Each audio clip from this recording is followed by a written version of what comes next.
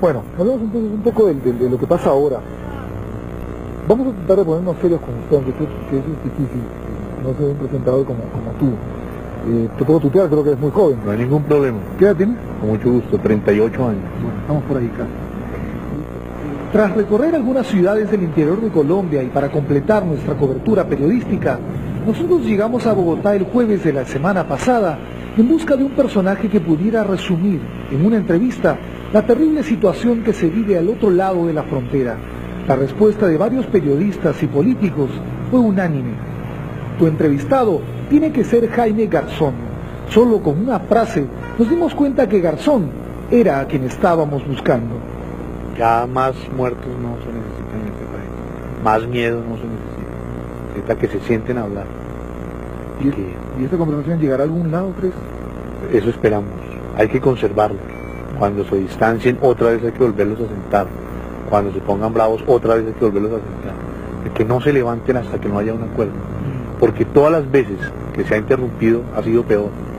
Más muertos, más tragedia, más agresión, de lado y lado. Entonces ellos reclaman sus guerrilleros presos, sus guerrilleros desaparecidos. Pero otros reclaman sus secuestrados civiles, sus secuestrados militares. Entonces, lo único que hay que lograr es que se sienten. Hay que darse la pela por la paz. Y la paz es, siéntense a hablar, por favor. Siéntense a hablar. Lo que jamás hubiéramos imaginado es que esa conversación, producida en la esquina de la carrera 21 en Bogotá el jueves 12 a las 2 de la tarde, pasaría a la historia como la última entrevista de Jaime Garzón. Solo unas horas después, cerca de las 6 de la mañana del viernes 13 de agosto, y vistiendo aún esa chompa blanca con la que nos había recibido, 4 balazos le quitarían la vida al único colombiano que con su picante humor político y su sagacidad a prueba de balas, transmitía en las pantallas de televisión la esperanza de paz de todo un pueblo. A mí me gustaría que lo que yo digo ahora valga no solo para hoy, sino que valga para mañana, para 1 año, 2 años, 5 años, 10 años. No repetirlo, sino que lo que yo he dicho hoy valga para muchos años.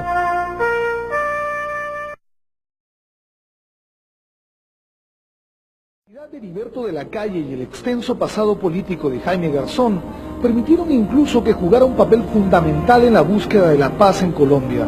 Varias veces fue negociador entre el gobierno y la guerrilla e intervino personalmente en la liberación de varios personajes que habían sido secuestrados. Por todo esto, nosotros buscamos a Jaime Garzón apenas llegamos a Bogotá el jueves de la semana pasada, al mediodía. Estos son algunos pasajes de esa conversación, la última que un hombre tan valioso para la paz en Sudamérica sostuvo con un periodista antes de morir asesinado a balazos. ¿Los bogotanos sienten la violencia muy de cerca o es una cosa que ocurre ahí del cerro más allá? A raíz de los secuestros masivos en el avión de Avianca y en la iglesia La María y en Medellín y en Barranquilla, ya la violencia se siente más tangible en sectores de clase media, por decirlo así, en las ciudades. Eso ha generado pánico, ha generado que mucha gente se ha ido y ha generado pues el miedo normal que tiene uno. Pero yo creo que si uno vive en este país, tiene una tarea fundamental que es transformarlo. Y eso genera que el miedo de vivir aquí le dé a uno el valor de querer un país mejor y de querer transformarlo. Y eso significa vivir en Colombia. Pero la guerra dejó de ser el sentido de lograr el poder y se convirtió en un negocio del cual ya también se benefician los norteamericanos, que es la venta de armas a la guerrilla, al paramilitarismo, al gobierno, y en eso se volvió una cosa, a cambio de que la guerrilla y los paramilitares y parte del gobierno tienen problemas de corrupción con el narcotráfico, nexos con el narcotráfico, y viven, en cierto modo, del narcotráfico, unos directamente, unos indirectamente. El problema en Colombia es que la guerrilla no es la causa, la guerrilla es la consecuencia. Eso es muy importante. Pero es una consecuencia que viene desde 40 años, 50. Sí, porque ya han convertido la violencia en un modelo de dominación.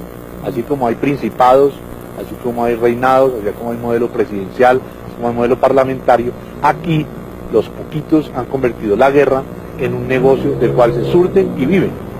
Ese es el problema, por eso hay que darse la tarea de decir quiénes viven y se benefician de la guerra. Ahí está el problema. El tema es amplio, de repente es difícil encontrarle alguna razón. Aquí llevamos 42 años en el tema y no hemos podido arreglar. Difícil que podamos arreglarlo en una conversación.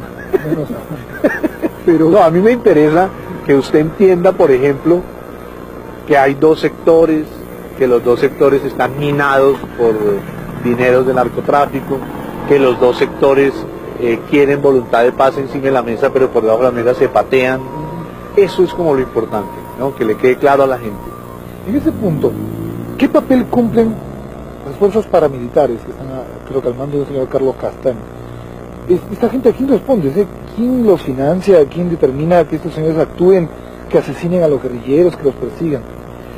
Parece ser que los militares y los hacendados y los finqueros y algunos narcotraficantes, algunos militares, algunos hacendados y algunos finqueros entendieron que el gobierno no podía combatir la guerrilla.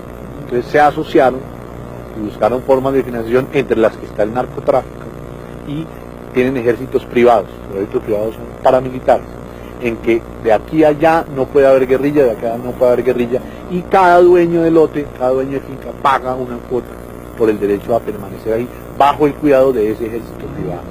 Pero suena alucinante que el narcotráfico, por un lado, financia a los paramilitares y por el otro lado financia la guerrilla. ¿Ve dónde empieza uno a ya esclarecer más el problema? ¿Ve quién consume lo que producen los narcotraficantes? Los Estados Unidos.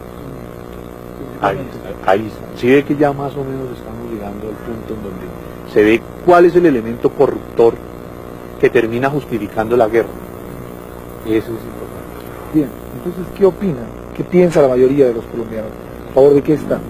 Algunos que ven el problema como muy sencillo o sin complicaciones, creen que la solución es que los norteamericanos nos invadan. O sea, una bomba atómica acá y que todo se vaya al diablo. Porque ellos no entienden que los norteamericanos también son parte del conflicto. Entonces, si uno no entiende, uno cree que hay un bueno, uno malo, uno llama a Batman, al Chapulín o a Superman. No entiende que es que Superman y el Chapulín viven del negocio de los otros dos. Claro. Entonces, pero la mayoría de los colombianos va por eso, parece. Sí. Hubo aquí una campaña de algunos medios de comunicación con encuestas callejeras y medidas de opinión, donde decía, ¿usted está de acuerdo que lo invadan? Yo hice una que era, ¿cómo le gustaría? ¿Tipo Kosovo, tipo Granada o tipo Vietnam? Entonces la gente que respondía... Claro. Y para terminar, ¿qué es lo que piensa entonces la mayoría, el colombiano común y corriente, el taxista, que es lo que tiene la persona que pasa por aquí?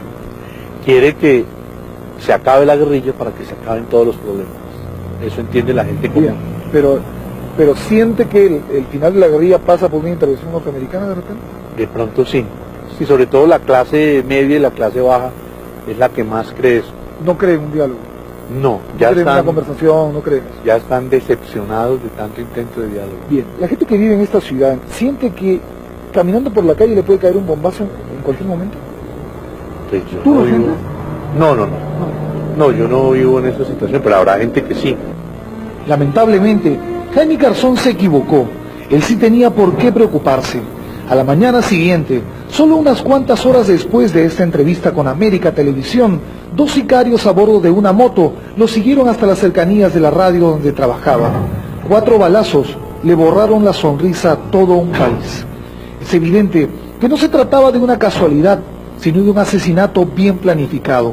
Por eso, se podría pensar que mientras conversábamos con él, algún paramilitar o algún guerrillero nos seguía muy de cerca con el dedo en el gatillo, simplemente esperando el momento más adecuado para convertir a un gestor de la paz en una nueva víctima de la guerra. Sí, yo pensé que me iba a morir. No, y lo que estaba haciendo, por ejemplo, en Sumapaz era demasiado riesgoso. Y yo pensé que me moría o que me mataban en esa etapa, era muy riesgoso. Entonces yo me convencí poco a poco que no llegaba a los 30.